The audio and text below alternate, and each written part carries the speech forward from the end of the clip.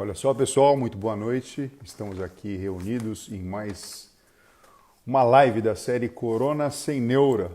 E eu queria dar muito boa noite para todos vocês, porque hoje o assunto que a gente vai conversar é um assunto bem interessante, que me preocupa bastante, assim como preocupa vocês.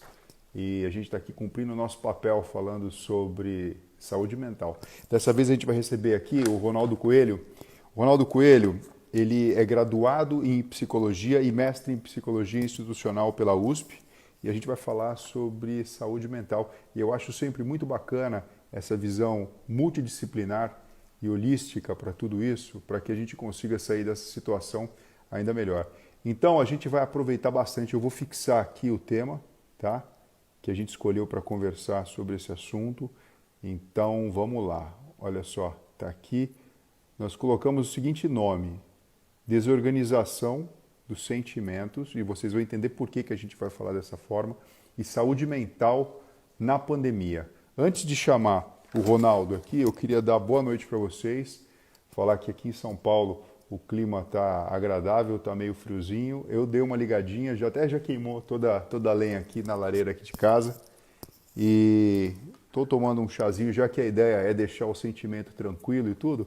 Dessa vez eu peguei aqui, ó, em homenagem ao tema, uma xícara com os motivos gregos aqui, é bem bacana. Tá tipo Esparta, mas no momento aqui agora a gente está tomando um chazinho de camomila para a gente ficar calminho, tranquilo e aproveitar tudo o que o Ronaldo tem para ensinar para a gente. Tá bom? Olha só, a Sandra perguntou onde você gravou a live ontem. Ontem eu gravei na biblioteca, com aquele pano de fundo que também tem ficado nas nossas publicações do YouTube, porque assim, a filosofia é a seguinte, turma, aqui a gente faz a live, conversa aí, a gente tem um período de 1 hora para conversar, e a live fica salva, né, por 24 horas.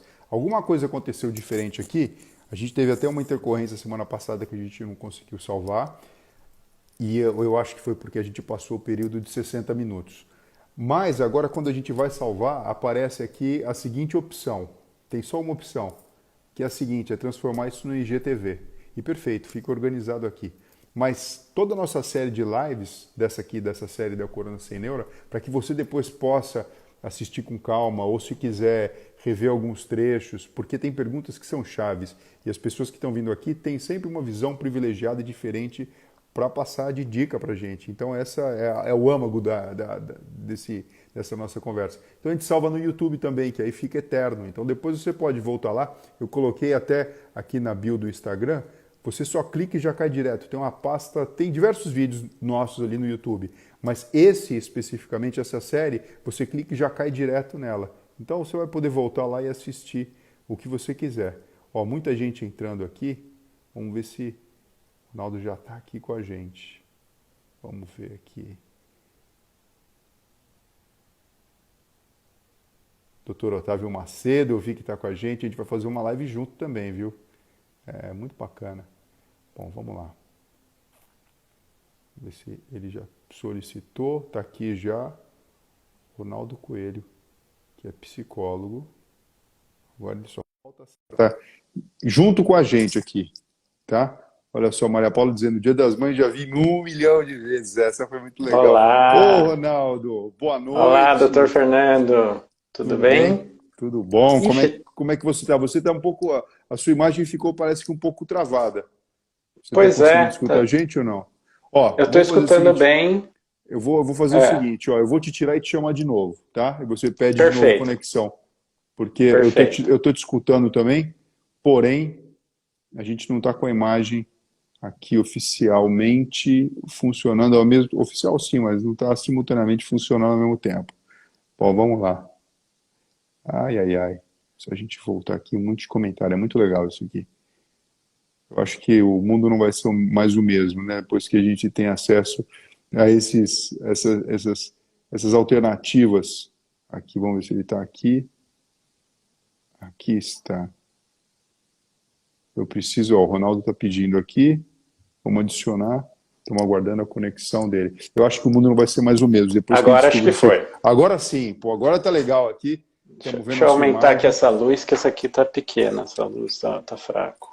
Ô, Ronaldo, antes de você entrar aqui, eu estava falando o seguinte, ó, como a gente Tá. vai falar de um tema que é bem bacana, e a gente vai estar falando de neurociência aplicada, e você como uma pessoa estudioso, né, e tem a Uhum. prática clínica da psicologia, vai ser bem legal a gente trocar ideia. Então eu tentei criar um ambiente aqui, pelo menos muito confortável para mim, eu queria dividir isso com você e com todo mundo que está vendo a gente. Ah, Eu legal. acendi aqui a lareira de casa, mas praticamente já acabou aqui, mas ainda estou com o calorzinho. E eu escolhi dessa vez uma xícara com uns motivos gregos aqui, para que a gente pudesse usar o Uhum. pensamento, usar a linguagem de uma forma adequada. Estou tomando um chá de camomila também para ficar calmo, porque a gente quer aprender muito com você. Maravilha. Antes de tudo, doutor Fernando, obrigado pela oportunidade de ter essa troca com você aqui. Queria parabenizar você pelo trabalho que você tem feito de divulgação científica, de conhecimento, tão importante nesse momento, né? E hoje, né, um dia depois aí da luta do dia, né, nacional da luta antimanicomial, acho que é emblemático a gente poder falar de saúde mental aqui, né, para o seu público, para o meu público, né, para as pessoas em geral, a gente falar, né, nessa perspectiva de poder cuidar da saúde mental, né, numa prática não manicomial. Né? Acho que Bom, quando é a gente bem fala bacana. prática manicomial, a gente está falando daquela visão antiga de se internar todo mundo, que o indivíduo precisa ficar quase que é quase como se fosse considerado um prisioneiro social, né? E, na verdade, eu vi Isso. toda uma ideia, uma desconstrução disso, no sentido de reduzir preconceito, entender que é um problema de saúde, então tem diagnóstico e tem tratamentos com terapias Isso. psicológicas, com medicamento, com, sei lá, até mesmo eletroconvulsoterapia e outras, cirurgia e outras coisas assim, né? A prática manicomial ela implica em prender e em esconder, né, as questões que não são da normalidade, né? Então, o que seria antimanicomial seria justamente a gente poder cuidar das diferenças, cuidar em liberdade, né? Tratar como algo que qualquer um de nós pode ser acometido, né? É curioso a gente pensar que ficar doente, né, tanto do ponto de vista físico, orgânico, né, do corpo, como a doença mental, que também tem a sua parcela orgânica, né, a gente vai falar disso hoje, é um privilégio que a gente tem, né, de cair doente e voltar à saúde, né, é algo que a gente pode, é uma condição humana para todos, né? Agora, olha só, Ronaldo, eu queria te fazer uma provocação logo de cara aí. Tem Vamos muita lá. gente que está escutando o que a gente está falando aqui, falando de manicômio, daí a gente já fala, já imagina o seguinte, né? Eram as clínicas, antigas clínicas de loucos, não é isso?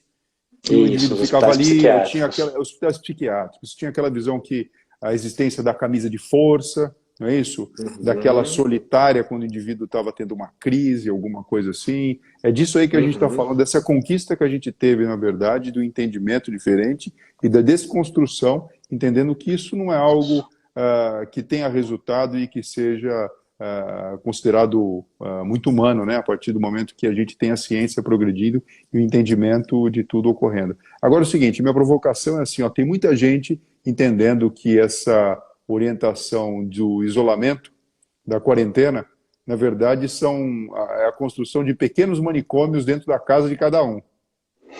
E Então, isso seria aí o motivo aí da nossa live, né? Essa desorganização de sentimentos, né?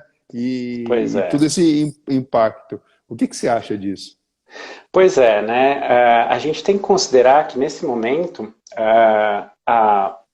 o coronavírus, a Covid, né, atinge toda uma população, mas atinge de forma diferente as pessoas, né?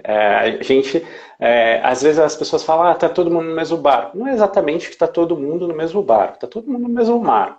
Algumas pessoas têm umas condições um pouco melhor de encarar a turbulência desse mar, né? Porque estão em barcos melhores. outros estão em jet ski, outros estão, né, na correnteza ali, não tem nem onde se segurar direito. Então, vai acometer de uma forma diferente cada pessoa. E a depender da situação, o que a gente tem percebido é que algumas pessoas têm conseguido se reconfigurar, né, mas outras pessoas não. Tem sido mais difícil para outras pessoas, né? Então, de modo geral, né, generalizando, todos de algum jeito tiveram que reconfigurar as suas rotinas, o seu dia a dia, o cotidiano. Para algumas pessoas tem sido mais fácil, para outras mais difíceis. Situações mais difíceis, né? E o que dá para perceber é que o que é meio geral para todo mundo é essa mudança na relação com o espaço e com o tempo, né? Então, pessoas que estão trabalhando em casa ou pessoas que deixaram de trabalhar por conta do coronavírus, né? E que estão em casa, as crianças que não vão mais para a escola e que ficam em casa. Acontece de ter um contínuo no espaço e no tempo, né? Que é esse espaço da casa, que faz com que a pessoa perca um pouco essa noção do tempo. Inclusive tem muitos memes, brincadeiras, né, de que as pessoas se desorientam no tempo. E por que eu estou falando disso? Porque assim como a gente escolheu, né, o nome, né, Desorganização de Sentimentos e Saúde Mental, é porque há uma correlação entre organização psíquica, né, organização dos sentimentos, das emoções, e uma organização na vida, essa da orientação de espaço, de tempo, e até de pessoa mesmo, né? Da gente se reconhecer. E só para ficar claro, né, essa correlação, por exemplo, quando a gente tem um abalo emocional muito grande, a gente se desorienta, a gente fica meio atrapalhado, a gente fica meio perdido, a gente fica desorientado, grosso modo. Né? Um caso clássico, né, é quando você chega num lugar e uma pessoa que é emocionalmente muito importante, por exemplo, para você, você não esperava encontrá-la ali, né, você fica meio sem saber como proceder, você demora um tempo até para se reorganizar psiquicamente, né? Uhum. Seja uma pessoa que você gosta muito e que você não esperava, ou uma pessoa que você não gosta. Agora, Ronaldo, uma coisa assim que eu queria te perguntar, né? Quando a gente fala desorganização de sentimentos, e a gente tem uma palavra que em português parece meio sinônimo, mas a gente sabe que se a gente esmiuçar ela, talvez não vai ser a mesma coisa. Talvez isso represente um passo para quem está meio perdido começar a se orientar. Existe uma diferença clara entre o que é um sentimento e o que é uma emoção? Quando a Então, gente fala do ponto de vista da psicologia? não tem um consenso, tá? O que há são algumas definições. Na psicologia a gente trabalha muito com a ideia de conceito, né? Então, algumas linhas conceituam de um jeito, outras de outro. Mas, grosso modo, há uma separação de pensar a emoção como algo um pouco mais primitivo e o sentimento com algo que se liga a um sentido, a uma história, né? Mas isso é uma vertente pode conceituar dessa forma, outra de outro, não é algo que vale para todos. Tá? Agora, Mas, quando a gente fala assim, desorganização de sentimento, então, é algo que é mais preocupante para a gente do que uma desorganização de emoção. Porque quando, por exemplo, a gente recebe uma notícia muito difícil, ou então, vamos supor, o comecinho, quando a gente começou a vislumbrar lá na China que tinha essa ideia da pandemia, aí, quer dizer, nem era pandemia ainda, que apareceu um vírus novo, e aí a gente viu pela televisão a ideia deles fecharem a cidade, fecharem o Wuhan, e a gente pensava, nossa, que coisa maluca, mas a gente não imaginava que isso pudesse vir a acontecer aqui. Então, quando começou o primeiro caso aqui, a gente teve uma primeira emoção, do tipo, olha, chegou, né? Isso que você falou, do primitivo. Só que agora, quando as pessoas estão se sentindo mal, né? Muitas pessoas aí com ansiedade, com alterações mais complicadas que A pessoa dorme, acorda e não se sente bem. Muita gente escrevendo aqui, doutor, e aí? Fala aí, eu moro sozinho em casa. Porque quando você tem outra pessoa, você tem até, Isso. teoricamente, com quem brigar, né? Quando você está sozinho, só se você for para frente do espelho. Aí já não é mais emoção que a gente está falando, né? Aí essa emoção já foi cozinhada, já foi preparada e parece que já virou um sentimento. Aham. Faz Isso. sentido isso? Faz. Na verdade, eu particularmente não trabalho tanto com essa diferenciação, tá? Mas o mais interessante é essa correlação entre a desorganização na vida, né? E essa desorganização das emoções, porque a pessoa fica completamente perdida. E o contrário também é verdadeiro, né? Então, se a pessoa, pode não ter acontecido nenhum evento que a desorganize psiquicamente falando, tá? Mas se ela tiver uma desorganização do espaço e do tempo, que é o que está acontecendo com muita gente, ela tende a ter uma desorganização psíquica. Ou seja, ela começa a ficar muito angustiada, ela começa a perder um pouco a noção de o que ela está sentindo afinal, ela começa a entrar num sentimento de desespero. No cenário atual, né, também um sentimento que vem aparecendo muito presente, né, muito constante, que é um de desesperança, né, uma falta de esperança com um desespero ao mesmo tempo, né, essa junção, e que muitas vezes tem a ver com uma desorganização da própria rotina da pessoa. Então, que nem apareceu, a pessoa acorda no mesmo lugar, ela fica o dia inteiro, ela trabalha na cama, ela descansa na cama, ela não vai conseguir dormir.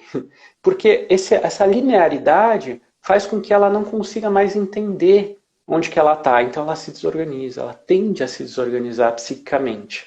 Então há uma correlação de vai e vem, né? E dado esse momento onde a gente já está afastado das pessoas, né? E aí vem o que você estava dizendo. A gente está afastado das pessoas, às vezes o emprego está em perigo, ou a renda está em perigo, né? Às vezes não é nem emprego. Ou isso começa a trazer uma angústia que a pessoa não consegue mais dar conta. E aí há a desorganização psíquica, que pode entrar como uma disorder, né? Que é dentro do DSM. A gente tem as disorder, né, que em inglês é esse termo. Aqui a gente usa como transtornos, né, que é o adoecimento psíquico. Né? Então a pessoa pode desenvolver uma crise de pânico, uma sequência de crises de pânico, né, um transtorno de ansiedade generalizada, ou ela pode deprimir, né, aí indo para um lado mais melancólico.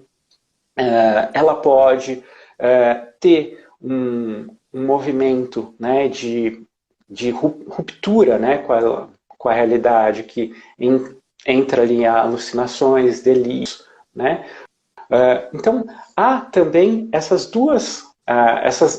dois vértices de cuidado. Há que se cuidar, por exemplo, do espaço e do tempo. Então, eu tenho falado muito para as pessoas elas não levam isso em conta, mas quando começa a levar, já dá uma ajuda bem grande, que é, trabalha num lugar, se possível, né? Trabalha num lugar, descansa em outro lugar e dorme em outro lugar, né? Não fica sempre no mesmo lugar. Tem uma rotina, né? Um ritual, melhor do que uma rotina, um ritual no final do dia para que você possa, o seu corpo já entendendo que você vai dormir, né? Não existe só o psiquismo, né? A gente é um corpo com a mente, juntos, né? Não está separado. A dica inicial aí, e eu acho que eu concordo totalmente com você, é o estabelecimento de uma rotina. Né? Uma rotina, assim, que acaba sendo uma rotina dentro da própria casa, né? Se você Isso. simplesmente colaborar com essa bagunça toda e o mesmo lugar que você acorda, você come, você dorme, mesmo lugar, assim, entenda, às vezes é na cama mesmo, a pessoa se entrega ou Isso. se arruma, às vezes para ficar dentro da própria casa. A chance que ela tem de entrar nesse processo é muito maior. Agora, eu preciso te Isso. falar uma coisa. Olha, nesse sábado eu tive a oportunidade de participar de uma discussão muito interessante na CNN, né? E aqui foi feito um comentário, eu queria ler aqui, vamos ver se eu consigo Tá. identificar, porque eu quero saber também a sua opinião. Vamos ver se eu consigo chegar aqui. Bom, eu acho que eu não vou conseguir identificar, são muitos comentários chegando. Aqui, ó. Não. Mas assim, o que eu li aqui, né? Hum. Doutor, você falou uma coisa muito importante na CNN, que é a questão do que a imprensa vem colaborando para essa bagunça emocional e sentimental. Porque no gatilho, ou na necessidade de passar informações, o que acaba acontecendo é que se a pessoa não tiver um mínimo de, eu não sei se o termo é esse, né? Proteção ou maturidade para saber lidar com tanta informação que chega e tanta ordem que chega de uma forma talvez exagerada, porque assim, a gente já entendeu a situação.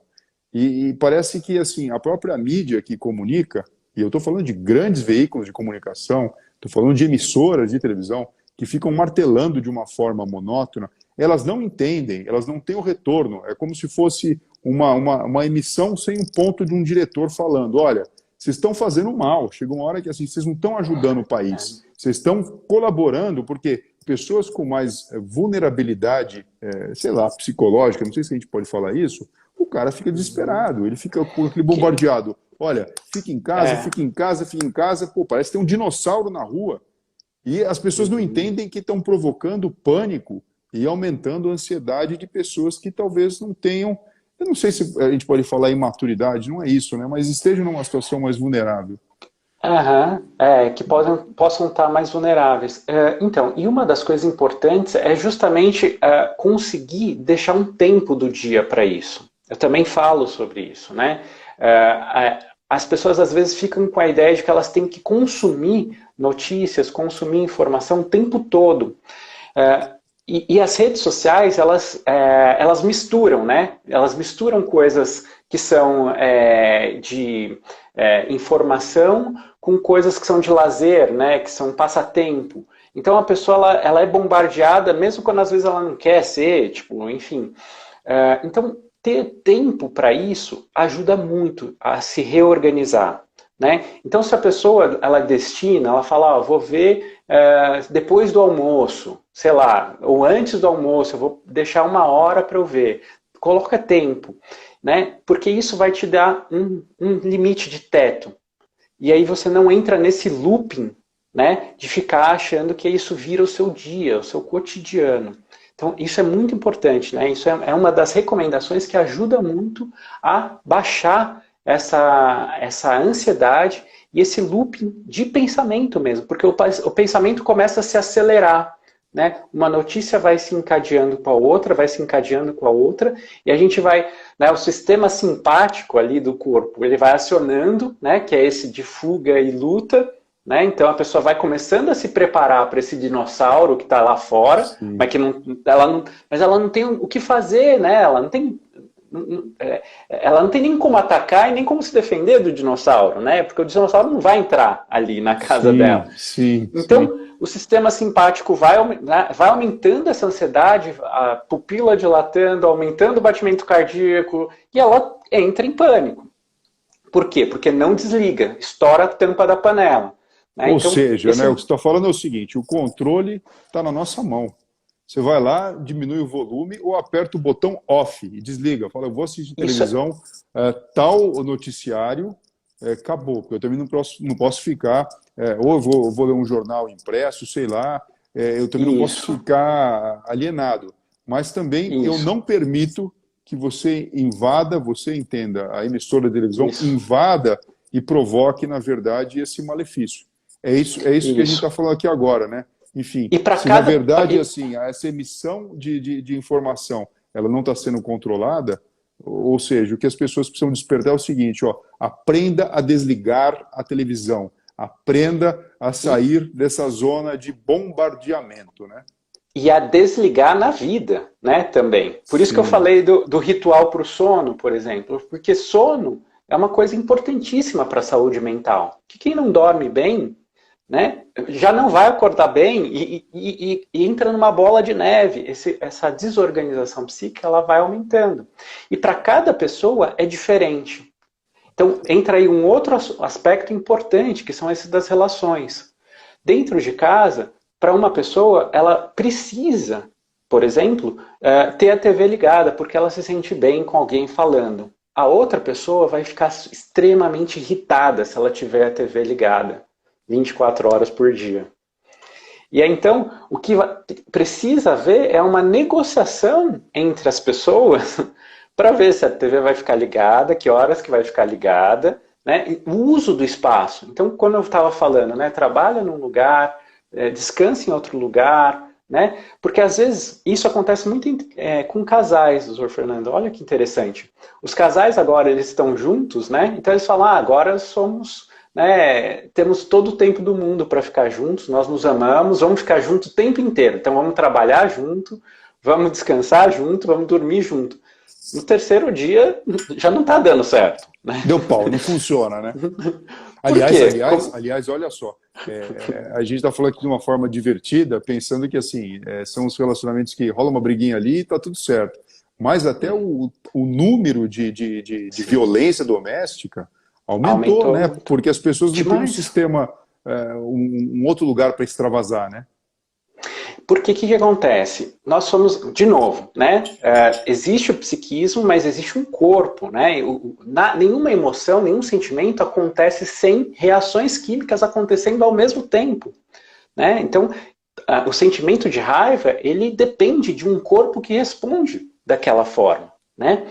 Então, o que acontece? Se eu estou trabalhando num espaço e uma pessoa está com a TV ligada e eu não gosto de barulho, isso começa a me irritar, o meu estresse vai aumentando, né? Que é quando passa do limiar de que está tudo bem para mim. Eu já começo a tolerar e aquilo vai aumentando, vai aumentando, vai aumentando.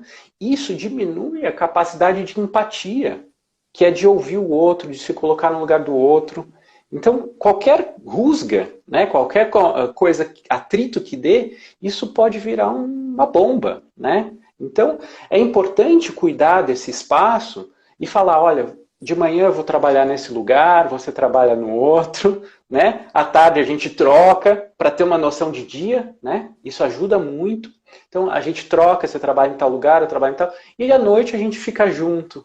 Né? Então, até mesmo o momento de estar junto passa a ter valor dessa forma, porque se perde. Antes a gente tinha uma ideia de quando, de manhã o despertador toca, eu saio para trabalhar, então o caminho do trabalho eu já começo a despertar de uma outra forma, né, para o mundo, e almoço e tal, no caminho de volta eu começo a desligar. Né? Então a gente perdeu isso. Né? Então, a gente precisa construir dentro de casa. Acho, Ronaldo, que tem uma outra coisa, sabe? O que eu tenho notado. Nós começamos a fazer muita reunião por videoconferência. Eu vou te falar, ali na Universidade de São Paulo, no HC, onde eu opero na psiquiatria, nós temos, por exemplo, uma reunião que semanalmente a gente discute os casos com o professor titular, com nós que somos também professores e assistentes, e os residentes e tudo. O que acaba acontecendo? O que eu sinto, tá? A reunião ela acaba ficando eficiente demais da conta, porque está todo mundo focado e a todo momento qualquer pessoa pode ser chamada para dar uma opinião e diferente de uma reunião presencial que você percebe que uma pessoa de repente é um pouco desatenta, não se consegue respeitar. Pô, a gente está aqui apresentando, você não pode dar uma opinião, então você não está participando do evento. Agora, você imagina várias reuniões dessas acontecendo. A gente não tem aquele tempo de você chegar numa reunião, de você dar um bom dia, de você tomar um café, de você, de repente, falar uma amenidade. Não, a gente já começa seco ali, com um mínimo de... E tudo bem, por mais que dure pouco, né, vai durar geralmente 1 hora, poucas reuniões também vão se estender muito mais do que isso, elas são muito intensas. E eu sinto que a gente perdeu um pouquinho essa fuga natural que existe no tempo das coisas, né? Até mesmo do trânsito. Tem gente que está com saudade do trânsito. Outros dias aqui eu vi, perto de casa, mais uma vez, né? Essas manifestações que tem contra o governador de São Paulo, contra o prefeito de São Paulo, muita gente achando um absurdo esse negócio de ficar fechado dentro de casa, e o pessoal sai para a rua para manifestar de carro. Aí quando você vê, o que as pessoas estão fazendo? Estão fazendo trânsito, em pleno domingo. Você fala assim, o povo parece estar com saudade daquilo que antes falava tão mal. É como se voltasse para aquela zona de conforto, né? Perfeito. Nesse momento, me parece que, de algum modo, né, pela pela situação toda, né, que a gente está vivendo, sobretudo no Brasil, que a gente vai precisar organizar alguns lutos, algumas perdas, né? E sim, há pessoas que estão resistindo, é difícil perder, né? Como eu disse, né, para alguns é mais ainda do que para outros. É Ô, difícil Ronaldo, perder Ronaldo, as mas você não acha nossas... que todos nós, na verdade, nós perdemos o nosso estilo de vida que tínhamos antes da pandemia? Eu acho que enquanto Sim, mais precocemente as pessoas relaxarem e entenderem isso e falar, opa, peraí, isso, eu estou diante de algo que é desafiador, não é só para mim, é para todo mundo, mas assim, perfeito. gente, a gente precisa estar aberto à ideia de que aquilo ali mudou, não vai voltar É, mais. Talvez a gente tenha saudade daquilo ali, mas igual aquilo não tem por que voltar.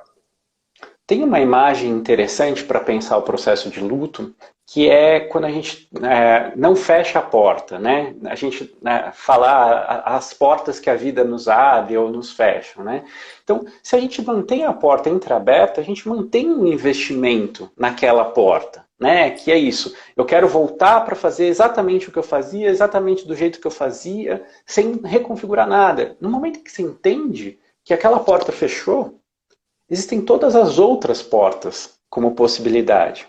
Você pode criar, você pode realmente construir o novo.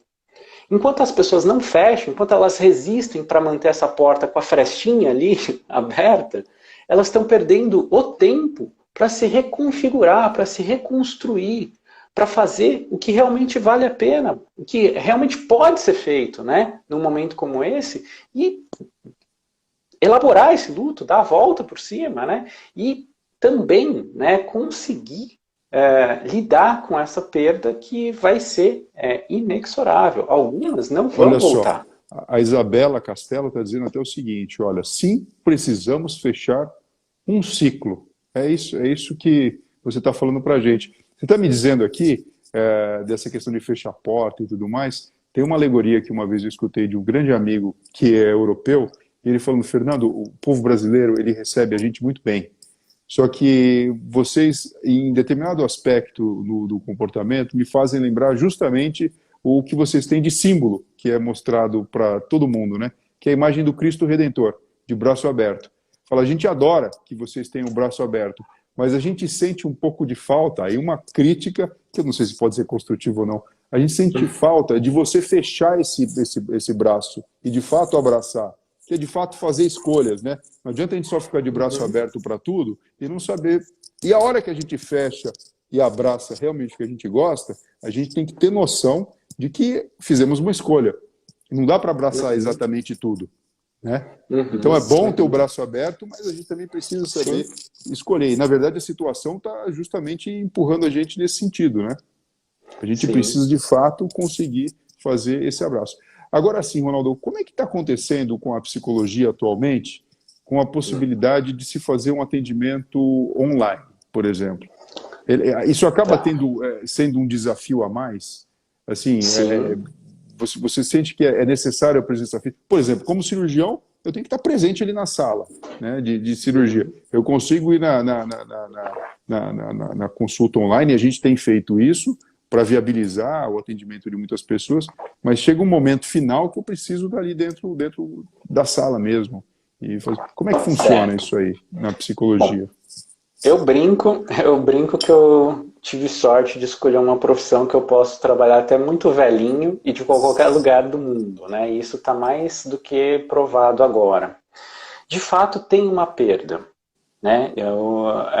Tem uma perda porque o contato presencial, né, a presença física, ela constitui um cenário que é completamente diferente do que a presença virtual. Como você disse mesmo, né, do foco da reunião, por exemplo. Mais nítido, mais difícil, né, o desafio fica maior quando se atende crianças, né? Por quê? No caso da criança, você precisa ter os pais junto, né, para que possa cuidar, porque se a criança vai estar no computador, ela pode fechar a tela e não quer mais falar com você. Como que funciona isso? o atendimento com criança é muito mais por ludoterapia, que é brincar com a criança. Então, é mais desafiador ter que criar brincadeiras, né? Porque a criança constrói discurso enquanto brinca. Né? Então, é diferente da gente que a gente começa a falar e pronto. Não, é brincando que ela constrói discurso. Então, como construir, né, brincadeiras que você faça à distância com a criança? Então, se ela está com o tablet, ela derruba você e deixa você lá, vira de costas e você não consegue mais falar com ela, é mais desafiador. No caso de adolescentes e adultos, esse desafio é um pouco menor. Né? A gente vai ter outros problemas aí, mas o que eu já atendia antes online, alguns pacientes, né? Eu tinha 2 dias na semana que eu atendia os pacientes que não estão em São Paulo, que são pacientes de outros estados e que estão em outros países, enfim. Então, para mim, foi mais tranquila essa adaptação. Mas o que todos os meus colegas mostram é o quanto é mais difícil, né? A gente troca essas ideias, né? O quanto que é mais difícil, mais cansativo, quanto exige, parece exigir mais, que é esse foco do qual você estava falando, né? Que não, no contato presencial parece que ele se dilui um pouco mais. Então, isso tem acontecido. Mas tem mostrado que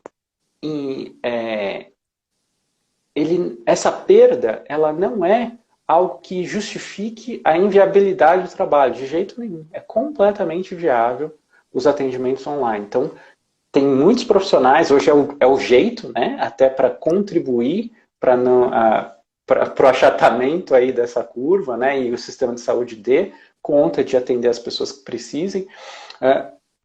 Quase que a totalidade dos profissionais hoje estão atendendo online. Então, tem se mostrado. Olha só que interessante, Ronaldo. A Maria Fernanda Figueiredo, ela está dando o testemunho que vai bem de acordo com o que você falou. Ela diz o seguinte: eu, como psicopedagoga, está sendo muito desafiador, principalmente porque está lidando principalmente com criança, né? E essa realidade, ela faz parte. Agora, eu queria aproveitar o seu conhecimento para conversar sobre um assunto que é um tema que, infelizmente, algumas pessoas estão passando. Então, quando a gente fala aqui do número de pessoas que foram diagnosticadas com coronavírus, número de pessoas que morreram por conta do coronavírus, pessoas que se recuperaram do coronavírus, a gente sempre imagina a pessoa que sofreu o problema, propriamente dito, né? Então, vamos imaginar um indivíduo que faleceu por conta do coronavírus. Ele teve o problema, teve a questão dele e teve ali a vida dele, enfim, terminada. Acabou.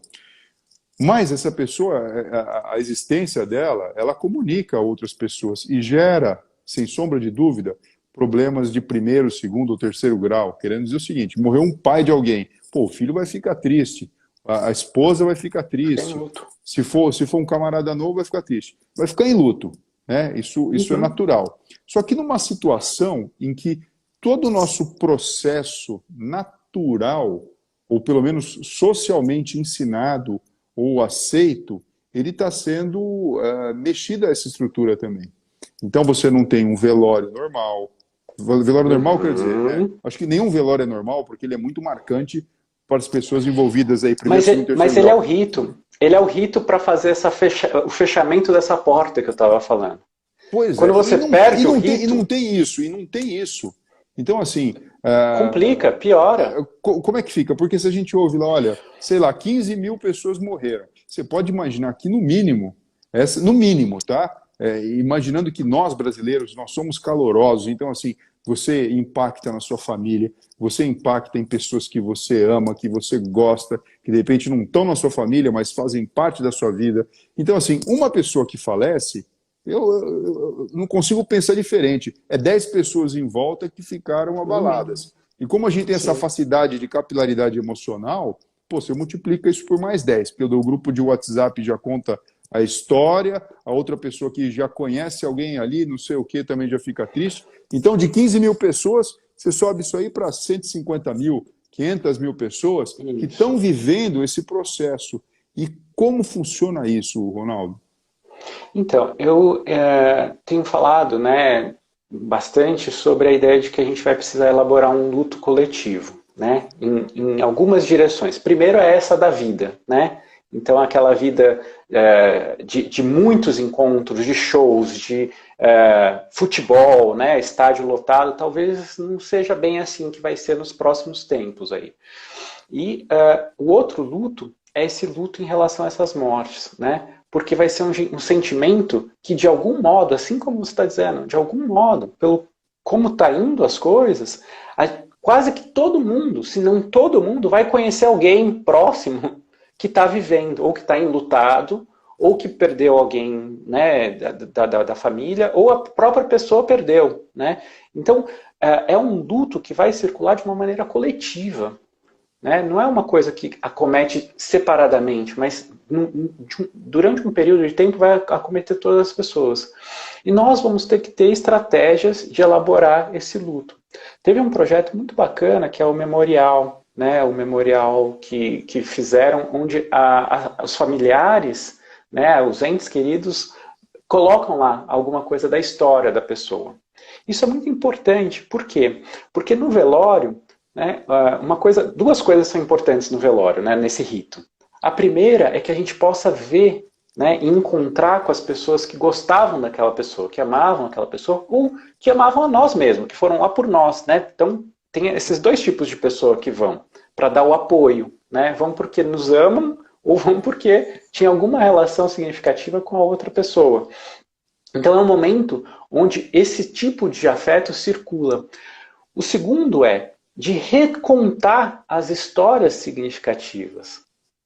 É muito comum nos velórios as pessoas contarem os momentos mais legais, os momentos mais importantes, os momentos significativos que marcam aquela pessoa do que ela foi. Quando você perde a possibilidade de fazer um velório, você perde essas duas coisas, que é, primeiro, a pessoa que está enlutada, ela não se sentir sozinha, desamparada, né? Porque no velório ela tem isso, ela fala, nossa, tem algumas pessoas com quem eu posso realmente contar. E o segundo é de fixar a memória, fixar que aquela vida não foi em vão. Né? Então esse memorial, ele faz isso, ele pega uma frase e coloca lá das pessoas, sabe? Isso vai criar um memorial, agora, até o momento ele é um memorial virtual só, mas existe uma história coletiva que está sendo contada por meio de cada singularidade ali. Isso é importante, porque essa pessoa que morre, ela passa a fazer parte da história, ela marca. Então, por pior que seja a dor do luto, né, a pessoa não se perde. Né? Nós somos histórias, nós somos constituídos de história. Ronaldo, agora quando você conta isso... Só deixa eu terminar, só deixa eu terminar. E quando a gente morre, a gente continua vivo por meio da nossa história. Então, esse memorial é importante porque ele deixa esse fragmento de história, a pessoa continua viva ali. Agora, Ronaldo, isso que você está falando, você está me provocando aqui lembrar coisas, sabe? Quando a gente vai, por exemplo, ou viagens que a gente faz e tem contato com, por exemplo, esse aqui é um monumento para o soldado desconhecido, né? Que, enfim, soldado desconhecido, entenda, morreu um monte de gente que foi para aquela guerra e não se conseguiu exatamente identificar, enterrar corpo ou coisa assim.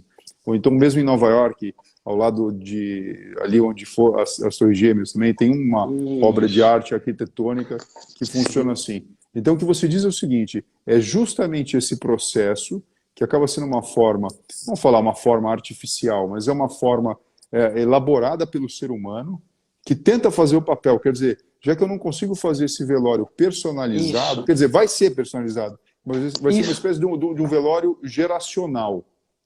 É isso. De alguma forma fica essa marca, né? Sabe essa coisa de ir no cemitério visitar a pessoa que faleceu?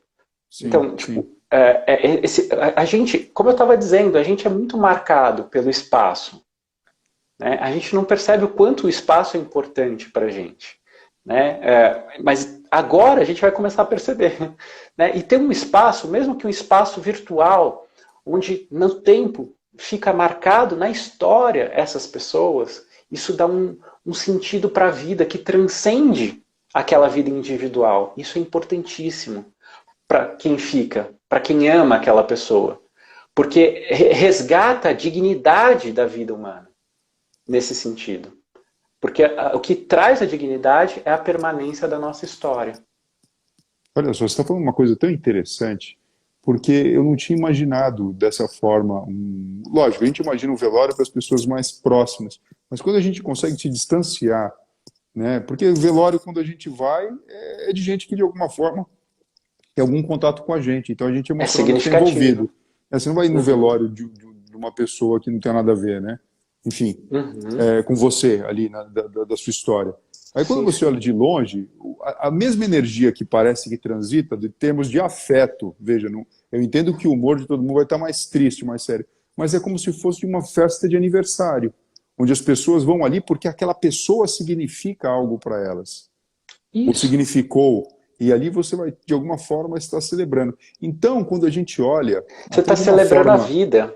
Exato. Então, quando a gente olha, por exemplo, É, né, coisa que até virou meme, brincadeira, a gente não tinha nem pensado que poderia existir isso lá do pessoal lá de Gana, engana. né, que fazia. Você fala assim, é uma coisa totalmente descabida. Quando a gente olha por essa ótica de Mas lá é afeto, de para isso emoção, mesmo. É para isso mesmo que eles fazem lá, que é para celebrar a vida dessa pessoa. Então, para deixar marcado o que ela foi em vida. Então, esse é o movimento mesmo. quer Então, dizer, há então se uma. você parar para pensar, talvez a gente deveria colocar um filtro no olhar quando a gente observa isso, porque talvez eles estejam, na verdade, à frente, né? No sentido emocional, né? Em vez de parecer uma coisa jocosa, como muitas pessoas interpretam, na verdade, muito pelo contrário, né? Muito pelo Então, contrário. mas até que ponto a gente não regrediu, eu me pergunto? Porque aqui no Brasil mesmo, antigamente tinha os velórios se bebiam morto, né? Eu não sei se você sabe dessa cena, mas essa cena do beber o morto, que é tomar pinga mesmo, a cachaça. Então tinha esse movimento de Tipo, em celebrar. homenagem a alguma coisa assim. É, vamos beber a pinga em homenagem ao morto, sabe? Assim, então, tipo, e é com cachaça, com tirar um pouco ali o que a gente vai chamar na psicanálise de superego, né? Essa coisa que deixa a gente na consciência, tal, alterar um pouquinho o estado de consciência para celebrar esse momento, essa vida que se foi, que ela não foi em vão, ela valeu. E é um ciclo que se fecha, uma porta que se fecha. Então, se a gente fecha essa porta num ritual bom, importante, dizendo que a vida não foi em vão, que ela vai permanecer para além disso, a gente consegue fechar a porta melhor. Né? A gente consegue fazer a elaboração do luto de uma forma melhor. Né? Não fica com aquela coisa da negação, do tipo, não, não morreu.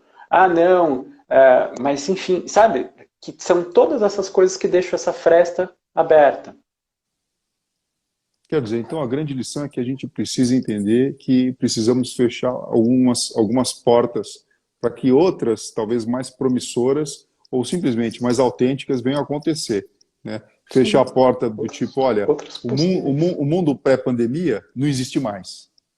O que a gente tem agora é um mundo vivendo a pandemia, lutando contra isso vai passar e a gente vai ter um mundo pós, que talvez seja muito até melhor no sentido de valores, Pois é. de velocidade das coisas e Uhum. coisas assim. Quando a gente. De valorização das relações, né, do contato. Isso a gente perdeu, pelo menos nesse momento, a gente perdeu. A gente não pode simplesmente chegar e abraçar a pessoa, que era uma coisa que a gente fazia com uma naturalidade que a gente não percebia o quanto importante era isso. Né? Puxa, é verdade. Estar entre pessoas, tipo, estar fazendo nada com os amigos, doutor Fernando, isso é uma coisa que é um luto muito dolorido, porque é completamente diferente encontrar os amigos na live, na sala de reuniões online, porque fazer nada online é muito chato. É estranho. Agora, você sentar com um amigo, mesmo que você tome a cerveja na sua casa, não é exatamente igual, né? Mas essa coisa de estar com os amigos, simplesmente num lugar onde tem um monte de outras pessoas, isso era fonte de prazer para a gente, que agora a gente não tem mais. E por um tempo a gente vai ficar sem ter. Talvez a gente volte a ter depois. Esperamos, né, que isso se dê dessa forma. Mas nesse momento a gente não vai ter. Então, talvez esse movimento onde a gente possa valorizar isso, talvez esses encontros passem a ter um outro sentido, com certeza. Né? Isso vai marcar essa geração, com certeza. Ô, Ronaldo, e me fala uma coisa. A gente vai nessa semana, na sexta-feira, comemorar uma Uhum. data. A gente tem muitas datas que a gente comemora, né? Então tem as mais Sim, famosas, né? Dia dos Pais, Dia das Mães, Páscoa, as religiosas, né? Natal e tudo mais. E nessa sexta-feira a gente vai comemorar o Dia do Abraço. Só que a gente vai comemorar um Dia do Abraço diferente, né? O pessoal até que não tenta pode criar, tem abraçar. uns emojizinhos aí, né? De colocar, olha, um abraço virtual e tudo mais. Mas fisicamente a gente não vai poder sair abraçando as pessoas como antigamente. A gente fazia isso. E agora?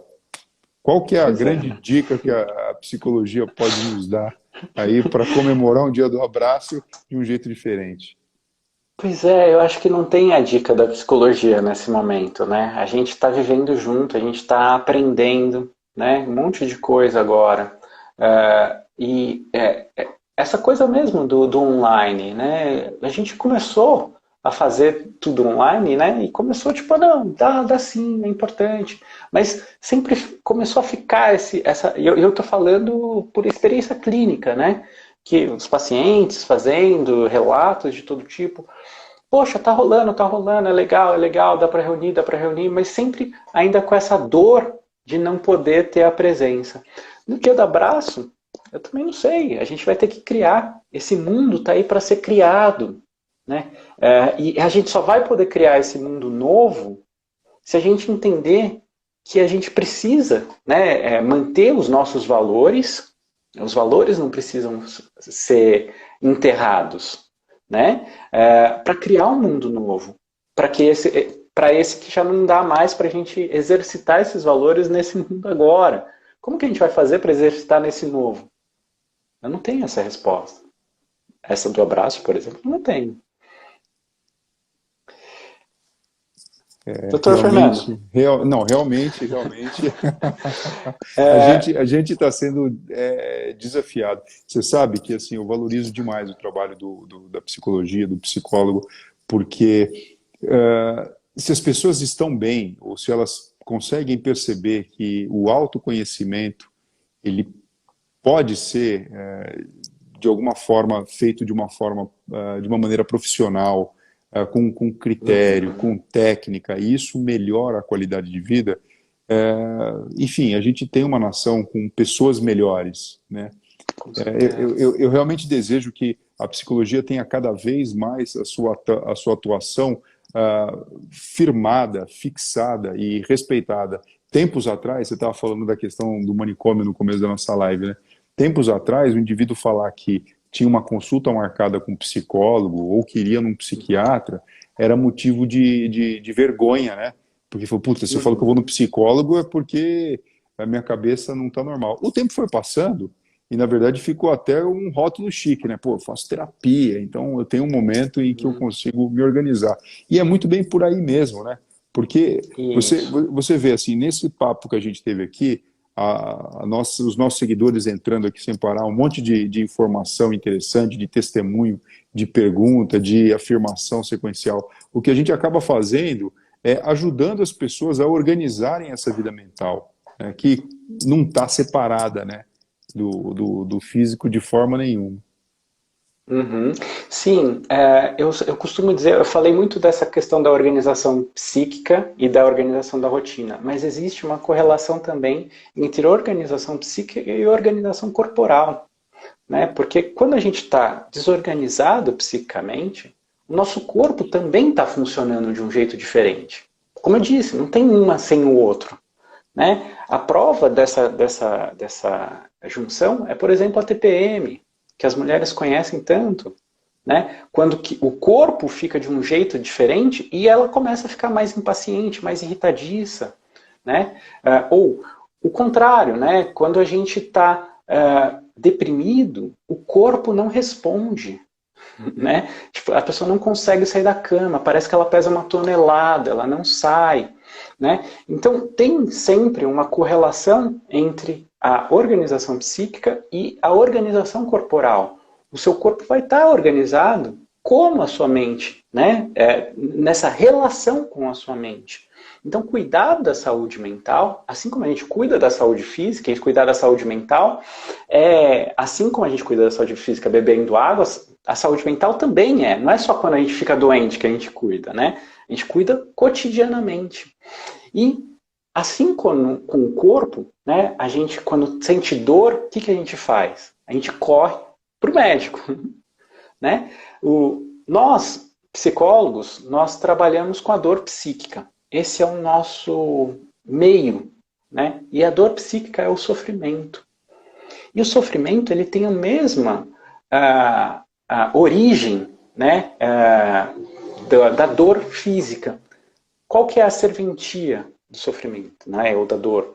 A dor ela serve para a gente perceber que tem alguma coisa errada com a gente, né, e a gente correr cuidar. Né? Se a gente não sentisse dor, a gente perderia coisas importantes, por exemplo, os dedos, a mão, perderia a vida em última instância. Com o sofrimento é a mesma coisa. A gente sofre por aquilo que é importante na nossa vida. E se a gente não olha para aquilo, a gente perde. E a gente vai perdendo. E a gente vai perdendo. Até chegar ao ponto que a vida perde o sentido. Então, a importância de olhar para o sofrimento é justamente a mesma importância da dor física. Para a gente não perder o que é importante na nossa vida. Porque quando a gente cuida do sofrimento, a gente cuida do que é importante para a nossa vida. Olha só, então assim, você que está assistindo a gente aqui agora e tem esse sentimento que de repente não está bom, está bagunçado, está te incomodando, a informação, né, Ronaldo, é bem essa, né? Isso está sendo uma oportunidade para você cuidar de você mesmo e poder, na verdade, progredir na sua vida como indivíduo mesmo, para você mesmo, não é nem para os outros, né? É para você mesmo. Para sua felicidade. Né? Porque quando a gente sofre é porque a gente identificou que aquilo era importante para a gente. Então, por mais, como a gente está falando do luto, né? Por mais que eu não possa ter aquilo que eu perdi, eu consigo entender que aquele sofrimento me traz algo que é importante. Então, como que eu faço para ter isso na minha vida? Para além daquilo que eu perdi. Como eu disse, quando uma porta se fecha, tem todas as outras como possibilidade. E se eu cuido desse sofrimento, eu realmente fecho essa porta e olho para as outras. Quando eu não cuido, quando eu tento sufocar esse sofrimento, quando eu tento falar, nem doeu, nem doeu, eu fico preso naquela porta. Por quê? Porque eu fico com medo de bater nas outras e as outras fecharem também para mim. Então, eu acabo perdendo a capacidade de viver, em última instância. Ronaldo, eu acho que você deixou aqui para a gente uma super mensagem e as pessoas vão poder escutar essa live mais vezes. Eu estou vendo aqui muito comentário positivo aqui, as pessoas perguntando, as pessoas comentando, validando, né, se identificando. Legal. E eu acho que isso acaba sendo um caminho muito importante e eu fico muito feliz porque com isso a nossa missão aqui de levar o Corona Sem Neura para as pessoas, ela está sendo construída e está sendo montada. A live vai ficar, o pessoal está perguntando aqui como é que faz a live vai ficar salva aqui 24 horas. Acredito que a hora que eu for salvar, ela vai ser solicitada para virar um IGTV, ok, mas também depois ela vai estar no YouTube. E vocês também vão ter contato aqui com o Instagram do Ronaldo, vão poder seguir ele, conversar com ele, ter mais informações sobre esse trabalho incrível que ele faz. Porque, na verdade, é isso, né, Ronaldo? A gente precisa dar as mãos e militar junto mesmo. Porque, assim, claro, existe um problema inicial, que é essa onda relacionada com o coronavírus, sem sombra de dúvida, mas tem uma quarta onda que a gente já sabe que ela vai acontecer. E se a gente já está aqui pronto, já construindo aí um arcabouço para ajudar as pessoas, a gente consegue amenizar, que é a onda relacionada com as doenças relacionadas à saúde mental, ansiedade, depressão, suicídio, insônia e várias outras situações que podem ser amenizadas, tratadas, conduzidas de uma forma profissional. Acho que é isso aí, né, meu amigo? Acho que sim. Obrigado mais uma vez, Sr. Fernando, pela oportunidade dessa conversa. Espero que tenhamos várias outras ainda. Acho que tem bastante assunto aí para a gente falar sobre isso. E mais uma vez, parabéns por esse quadro, parabéns pelo trabalho que você está fazendo aí. Muito obrigado, beleza? Viu? Olha, vamos comemorar junto então aí o dia do abraço, um abraço virtual para você também, gratidão abraço, recíproca, né? E abraço para todos os nossos seguidores aí que nos acompanharam durante essa hora aí de live. Até. Uma Boa boa noite, doutor noite. Até Janine. mais. Tchau, Tchau, tchau. tchau. Boa noite a todos. Tchau, tchau.